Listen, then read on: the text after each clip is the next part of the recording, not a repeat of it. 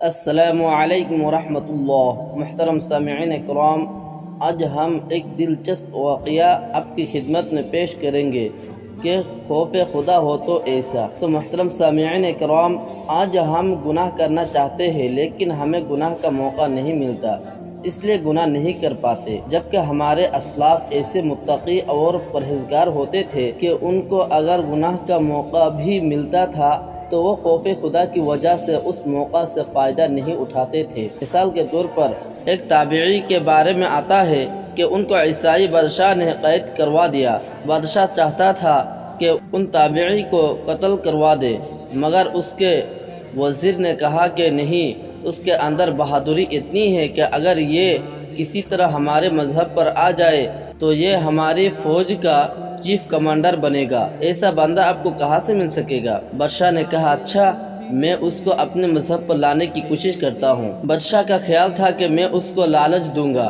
چنانچہ بادشاہ نے ان کو لالچ دیا کہ ہم تجھے سلطنت دیں گے، تم ہمارا مذہب قبول کر لو۔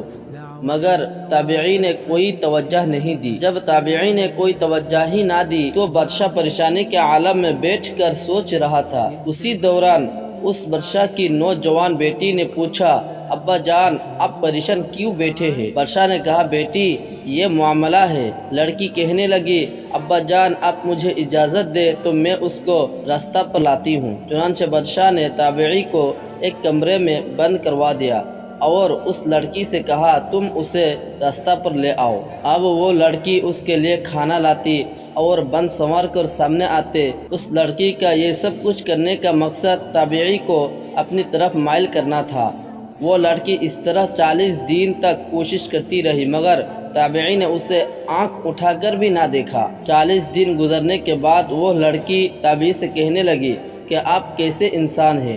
دنیا کا ہر مرد عورت کی طرف متوجہ ہوتا ہے اور میں اس قدر خوبصورت ہوں کہ ہزاروں میں سے کوئی ایک بھی ایسی نہیں، اور میں تمہارے لیے روزانہ بن سنور کر آتی رہی، مگر تم نے کبھی آنکھ اٹھا کر بھی نہیں دیکھا۔ اس کی کیا وجہ ہے؟ تم مرد نہیں ہے یا کیا ہے؟ تابعی نے فرمایا کہ میرے پروردگار نے غیر عورت کی طرف دیکھنے سے منع فرمایا ہے، اس لیے میں نے آپ کی طرف توجہ نہیں کی۔ اس لڑکی نے کہا کہ جب تمہیں پروردگار کے ساتھ اتنی محبت ہے تو پھر ہمیں بھی کچھ تعلیمات دو۔ چنانچہ تابعی نے اس لڑکی کو دین کی باتیں سکھانی شروع کر دی۔ لڑکی شکار کرنے کو آئے تھے لیکن خود شکار ہو کر چلے۔ بالآخر وہ لڑکی کلمہ اسلام قبول کرنے پر آمادہ ہو گئی، لہٰذا تابعی نے اس کو کلمہ پڑھا کر مسلمان بنا دیا۔ وہ لڑکی کلمہ پڑھ کر کہنے لگی کہ اب میں مسلمان ہوں، لہٰذا اب میں یہاں نہیں رہوں گی۔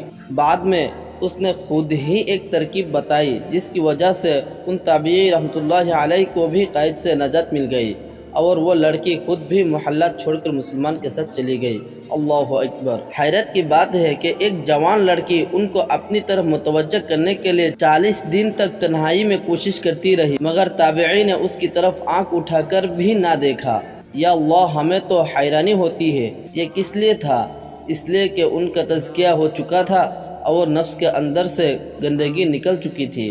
مگر آج نوجوانوں کی حالت ایسی ہے کہ وہ گناہ اس لیے نہیں کر پاتے کہ کوئی گناہ کے لیے تیار نہیں ہوتا، ورنہ اگر کوئی گناہ کا اشارہ کر دے تو گناہ کے لیے ابھی تیار ہے۔